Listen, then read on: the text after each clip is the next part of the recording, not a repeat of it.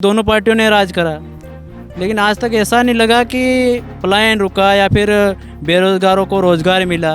ये देखने को अभी अपन को मिला ही नहीं अभी तक। वोट करने से पहले तो ये सोचेंगे कि अच्छा काम करने वाला नेता हमको मिले ताकि हमारे झाबुआ जिले का विकास हो। शासन प्रशासन या सरकार जो योजनाएं निकाल रही है, वास्तव में जो योजनाओं के पात्र है, गांव से जो भी आदिवासी जनजाति से आते हैं, उन तक वह योजनाएं नहीं पहुंच पा रही है। काम कहीं भी नहीं किया, शिक्षा के मामले में कहीं भी नहीं किया, गांव के मामले में कहीं भी नहीं किया, जिले के मामले में तक भी कुछ नहीं किया नेता लोगों ने। मध्य प्रदेश में विधानसभा चुनाव की तारीखों का ऐलान हो गया है। 17 नवंबर को मध्य प्रदेश में एक चरण में मतदान होना है और ऐलान के साथ ही आज हमारे साथ युवा मतदाता झाबुआ जिले के मौजूद हैं। इनसे हम बात करेंगे कि इस चुनाव को 2023 के चुनाव को वो कैसे देखते हैं, इनके मुद्दे क्या हैं। क्या नाम है आपका? नीलेश गणावा। नीलेश जी, चुनाव की तारीख घोषित हो गई है 17 नवंबर। कितने तैयार हैं वोटर के रूप में आप?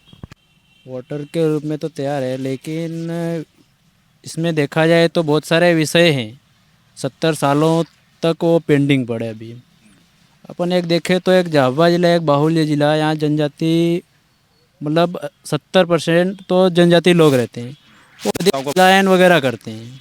तो इस ओर तो नेता लोग तो ध्यान ही नहीं दे रहे और बोलते हैं, बड़े बड़े वो बातें करते हैं कि हम ये समाज में ये कर देंगे वो कर देंगे, लेकिन ज़मीन स्तर पर देखें तो काम ही नहीं हो रहे। आप बता रहे पलायन एक बड़ा मुद्दा है, इसी से जुड़ा हुआ बेरोजगारी भी है, रोजगार की भी दिक्कतें हैं।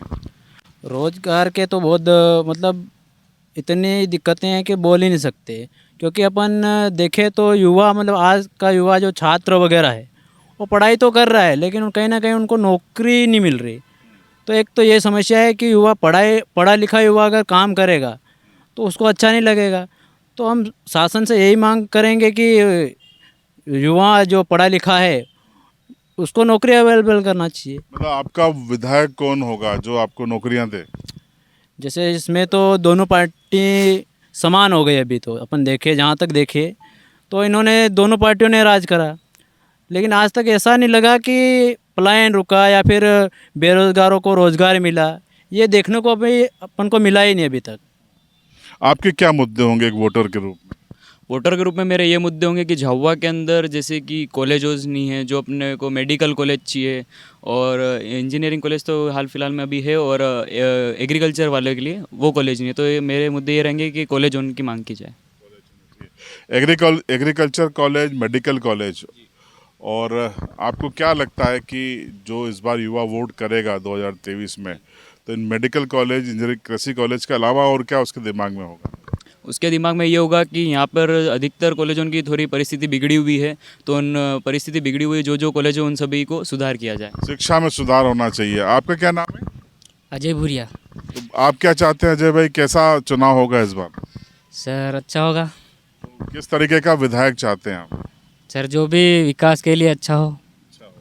अच्छा, सरकार किसकी मतलब आप मौजूदा सरकार से खुश हैं या आप किस तरीके की उम्मीद कर रहे हैं? सर खुश तो नहीं है, क्योंकि बेरोजगारी इतनी सारी है, प्लान पे जा रहे हैं जो आदिवासी भाई लोग। तो सरकार से मैं ये कहना चाहता हूँ कि जो भी प्लान जाए उनको रोका जाए। रोजगार यहाँ पे खोले जाए। हाँ, रोजगार खोला जाए। देखिए, रोजगार पे फोकस है, युवाओं का शिक्षा पे फोकस है, ये अच्छी बात है। क्या नाम है आपका? विनोद गणावा। तो विनोद जी, आपका वोट है ना? हाँ, तो इस बार आप क्या सोच के वोट करने वाले हो? हम तो ये सोच के वोट करने वाले हैं कि झाबुआ जिला एक जनजाति जिला है और झाबुआ जिले में शिक्षा के क्षेत्र में देखा जाए तो झाबुआ जिले में ना तो मेडिकल कॉलेज है, ना एग्रीकल्चर की कॉलेज है। तो ये कहीं ना कहीं झाबुआ जनजाति जिला है, तो इनमें लॉ कॉलेज भी खोली जाए और मेडिकल कॉलेज भी खुलना चाहिए। इसको देखते हुए हम वोट करेंगे। अभी तक जो 75 साल में सरकारें रही, उन्होंने ध्यान नहीं दिया है। वो तो नहीं दिया, लेकिन अब की बार हम जो युवाओं के लिए और विद्यार्थियों के लिए काम करेगा तो उसको ही हम वोट देंगे। आपके पास वोट मांगने जब आएंगे कांग्रेस, बीजेपी, आम आदमी पार्टी, तमाम पार्टियों के, तो ये बात रखेंगे आप? रखेंगे, क्योंकि जो विद्यार्थी आज देखा जाए, विद्यार्थियों के क्षेत्र में देखे, जो विद्यार्थी पढ़ने वाले इतने बेरोजगार है, वो कहीं ना कहीं अपने झाबुआ जिले में भी मेडिकल कॉलेज खुलना चाहिए। तो मेडिकल कॉलेज खुले तो जो विद्यार्थी बाहरी क्षेत्रों में पढ़ने जाते हैं तो वो भी विद्यार्थी अपने ज़िले में पढ़ेंगे, क्योंकि विद्यार्थी ग्रामीण से आते हैं और इतने सक्षम नहीं होते कि अन्य क्षेत्रों में जाके वहाँ की शिक्षा ग्रहण कर ले। आप बताइए क्या नाम है आपका? सुनील भुरिया। सुनील जी, आप क्या सोचेंगे इस बार वोट करने के पहले? सर, वोट करने से पहले तो ये सोचेंगे कि अच्छा काम करने वाला नेता हमको मिले ताकि हमारे झाबुआ ज़िले का विकास हो। वैसे तो अपने यहाँ जैसे बेरोजगार तो बहुत है, पर उनके लिए कुछ ऐसी योजना लाई जो पलायन जाने से, वैसे तो जाना ही है, पलायन इतने रोक नहीं सकते, पर कम से कम हो पलायन जाने के लिए। यहाँ पे रोजगार के अवसर बढ़ें। रोजगार के अवसर जैसे विदेशों से भी बहुत राज्यों में फैक्ट्रियाँ लग रही है, तो कहीं न कहीं मध्य प्रदेश शासन को भी ये कदम उठाना चाहिए कि अपने यहाँ भी फैक्ट्री लाए या कुछ कारखाने खोले जाए ताकि बेरोजगार कम हो। बेरोजगारी बड़ा मुद्दा है। आपका वोट है इस बार? है? क्या उम्र हो गई आपकी? 18 हो गए हैं पूरे। अच्छा, पहली बार वोट करेंगे, क्या सोच के करेंगे? हम जब पहली बार वोट करेंगे तो ऐसे व्यक्ति को चुनेंगे जो हमारे ज़िले का विकास हो सके, विकास कर सके। जैसे कि शासन पे ऐसे भैया ने बताया, उनको इस तरह से ध्यान देना चाहिए कि मेडिकल कॉलेज नहीं है हमारे ज़िले में, और दूसरी बात नर्सिंग के जो विद्यार्थी है उनकी एग्ज़ाम नहीं हो रही है। तो 5 साल हो गए। हाँ, 5 साल हो गए और शासन प्रशासन को उनकी कोई चिंता नहीं है। तो इस तरह से शिक्षा में जो ध्यान देना चाहिए उनको। देखिए, ये बड़ी बात है। ये 18 साल के हुए हैं, नए वोटर बने हैं, लेकिन शिक्षा पर ध्यान दे रहे हैं और इनकी पूरी निगाह सरकार के कामकाज पे भी है।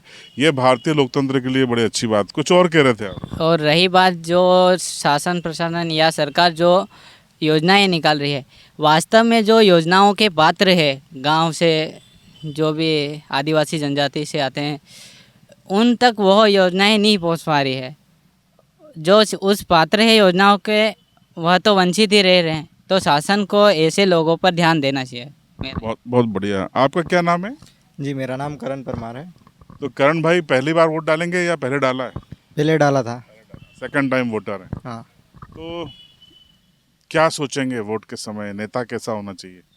नेता अपना बहुत अच्छा होना चाहिए, जो सभी काम टाइम पे हो सके। अभी तक जो नेता थे उनसे आप खुश हैं? नहीं, कोई काम धाम नहीं किया? काम कहीं भी नहीं किया। शिक्षा के मामले में कहीं भी नहीं किया, गांव के मामले में कहीं भी नहीं किया, ज़िले के मामले में तक भी कुछ नहीं किया नेता लोगों ने। बदलाव होना चाहिए, ये सोच रहे हैं? बदलाव होना चाहिए।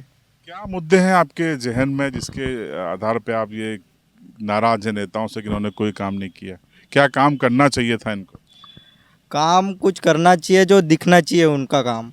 उनका काम जो गांव में ऐसे घूम रहे हैं विकलांग लोग, उनकी तरफ भी ध्यान नहीं है। जो नेता लोग कभी गाँव में आते हैं, आदिवासी गाँव? नहीं नहीं नहीं, वोट के समय आते हैं? वोट के एक बार आते हैं, भीख मांग के वोट मांगते हैं, उसके बाद वोट नहीं मांगने आते। लेकिन अपने लोग काफ़ी भोले हैं ना, अगली बार फिर उनको बुला लेते हैं, आइए वोट दे देंगे। उनका क्या है, नेता लोग है ना, वोट मांगने आएंगे, कुछ करने कुछ नहीं आएंगे, मांग रखेंगे, उसके बावजूद भी कहीं काम ही नहीं मिलेगा। बेरोजगार घूम रहे हैं लोग, तो ऐसे ही घूमो। देखिए, युवा काफ़ी जागरूक हो गए हैं। ये सभी ट्राइबल कम्युनिटी से आते हैं, युवा वोटर हैं और इनकी आपने बात सुनी। आप आइए ना, आप आइए, और लोग आ जाओ इधर। देखिए, युवाओं के बीच में ये जो सोच बनी है कि बेरोज़गारी एक बड़ा मुद्दा है, पलायन एक बड़ा मुद्दा है। यहाँ की तकरीबन 30 से 40% आबादी सालाना पलायन पे होती है, रोज़गार के अभाव में गुजरात में जाती है।